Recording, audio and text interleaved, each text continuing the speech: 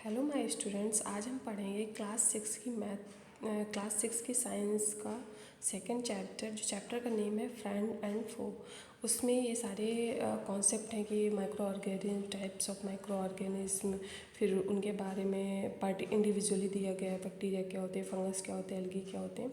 तो micro organism हम लोगों को पता है, हमारी जो पूरी अर्थ है उस पर दो ही तरह के ऑर्गेनिज्म होते हैं, एक तो लिविंग बॉडी, एक नॉन लिविंग बॉडी, है ना। तो कुछ तो ऐसे होते हैं जिन्हें हम नग्डाई से देख सकते हैं, जैसे प्लांट है, एनिमल है, चेयर है, बहुत सारी चीज़ें। लेकिन कुछ ऑर्गेनिज्म ऐसे होते हैं जिनको हमें नेक्ड से जो हमें नहीं दिखते हैं, जिनको देखने के लिए हमें माइक्रोस्कोप या मैग्नीफाइंग ग्लास की ज़रूरत होती है।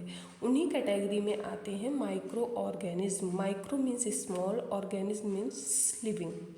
So microorganisms are those organisms which cannot be seen by our naked eye. We need microscope for seeing these organisms. So these ये होते हैं माइक्रो ऑर्गेनिज्म। इस अब जब टाइप्स ऑफ माइक्रो ऑर्गेनिज्म पढ़ेंगे तो इसमें जैसे आता है फंजाई,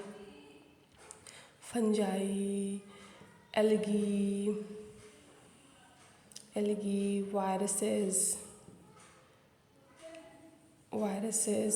एटसेट्रा, है ना। तो टाइप्स ऑफ माइक्रो ऑर्गेनिज्म जब पढ़ते हैं उसमें fungi, algae, viruses and bacteria most importantly, है ना।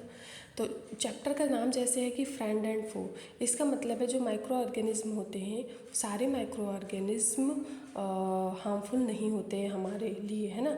कुछ बेनिफिशियल भी होते हैं। तो आज हम थोड़ा सा पढ़ेंगे बैक्टीरिया के बारे में कि व्हाट इज़ बैक्टीरिया, है ना।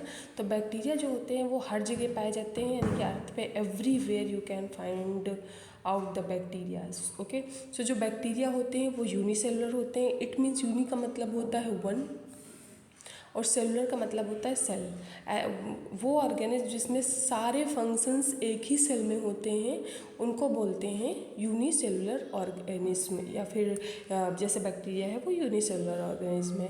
और ये प्रोकैरियोटिक होते हैं। प्रोकैरियोटिक मीन्स होता है कि इनके अंदर जो न्यूक्लियस होता है वो अपसेंट होता है।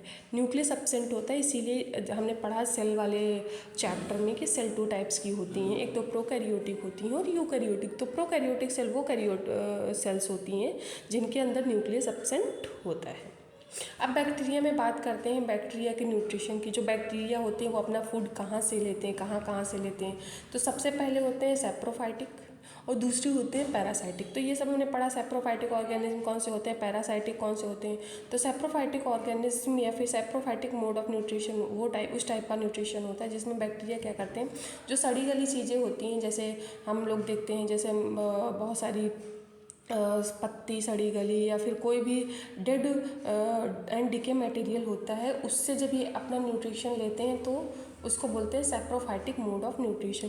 पैरासाइटिक मोड ऑफ न्यूट्रिशन उस टाइप न्यूट्रिशन होता है जिसमें बैक्टीरिया जो है लिविंग बॉडी से, जैसे हमारी बॉडी में बहुत सारे बैक्टीरिया प्रेजेंट होते हैं, तो अपना न्यूट्रिशन लिविंग ऑर्गेनिज्म से जब वो लेते हैं तो उसको बोलते हैं पैरासाइटिक टाइप ऑफ न्यूट्रिशन।